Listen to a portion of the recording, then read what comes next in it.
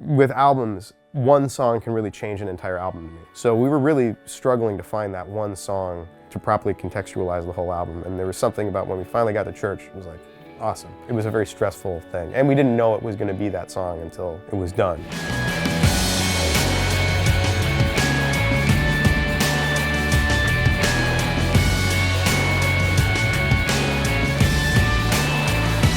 Every so often, Pete sends me like a homework assignment, like, hey, I want a song like this. It's always a movie reference or something. You know, write me a song like that feeling that Ferris Bueller has when, something.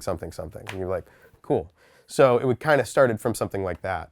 Pete's lyrics and his taste really define Fall Out Boy, because I'm always making stuff up, Joe's always making stuff up, we're always writing something, but it's when Pete goes, I like that, So first I'll play you, in my original demo, the verse was just wrong. Life goes by so fast, you blink and you miss it, but all of my friends get messed up to make it go quicker. Mirror, mirror on the wall, I guess I'm just like my father after all. Yeah. So very rambling, doesn't really know what it's doing. And I knew that when I did it. I was like, I don't know, let's see if this works. I sent Butch all this stuff, all of my session here, all these stems. And one of the first things he does is he sends everybody home. And he says, I'm gonna sit here with headphones and work on this for a little while. He'll sit there and go through everything and go like, nah, delete, don't need this, I'm gonna move this here. He really puts it all together that way. He had taken what we did in the demo and went, that's good. I want a more fun bass line, and I want the drums to do this. So the bass line was...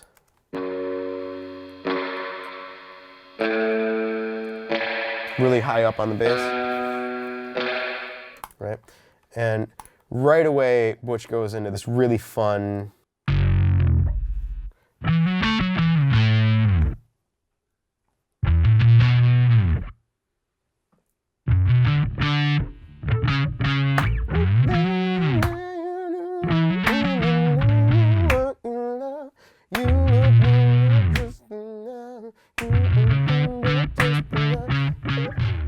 Yeah, I feel like Butch's feels so much more fun. When I was just throwing it together, I threw up a drum loop, a famous drum loop.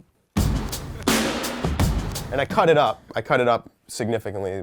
In the original loop, you hear a guy go, right? It's somewhere in there. So I did an,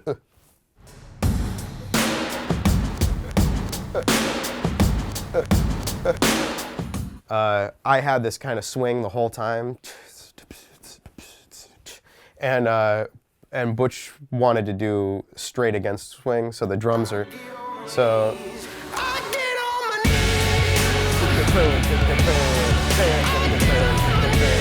So those toms straighten it out, and I don't know, I'm wrong sometimes. So you can see I had a different groove, which is kind of cool, but there's something inherently not Fall Out Boy about it. My wife said something that I'll never forget. I played her a demo and she goes, her way of saying she didn't like it was, can you imagine Andy Hurley playing that? That really stuck with me because, the four of us can play a lot of different styles of music, but there's something to be said for playing it and like having a good time playing it. And I can see Andy doing it and he would nail it, but I can just see him like, doing it and not really loving it, whereas what he ended up playing, it's that kind of stuff. He always does these, that kind of, those big, John Bonham kind of stuff.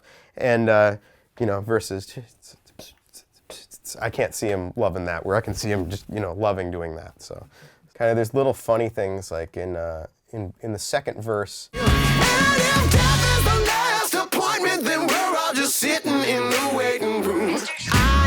I don't know what he says there. I don't know. I think that's Butch saying something.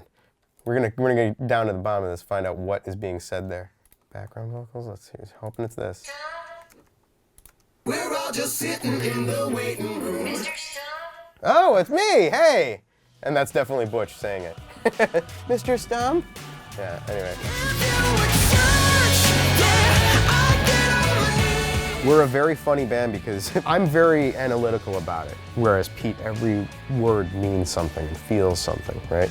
I'm not the guy that emotionally attaches to the lyrics, which I think is so ironic being in Fall Out Boy, because I know that's like 90% of what people like about us is how emotionally attached to the lyrics they can get. You know? We play around a lot with production and different sounds and things like that, but at the end of the day, there is a component of it that is just for idiots in a room playing loud music, you know.